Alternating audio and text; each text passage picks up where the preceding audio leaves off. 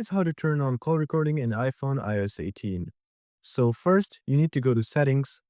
And once you're inside settings, what you need to do is just scroll down till the bottom until you find the apps section. Just go ahead and open up apps and you simply need to tap on it. And here, as you can see, you'll see all the apps. But now you just got to find the phone app right over here. And I'm just gonna go through phone. And yeah, here it is. Just go ahead and press on phone and yeah, just like that. And once you're inside of your phone, it will show you some details. I'm just gonna blur it out. But yeah, just go down until you see call recording, press on that.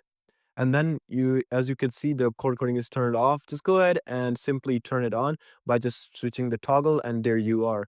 And yeah, this is pretty much it on how you can turn on call recording on your iPhone device. So I hope this video actually helped you out. Please do leave a like, drop a comment, and subscribe to this channel. I'll see you in the next one. Until then, goodbye and peace out.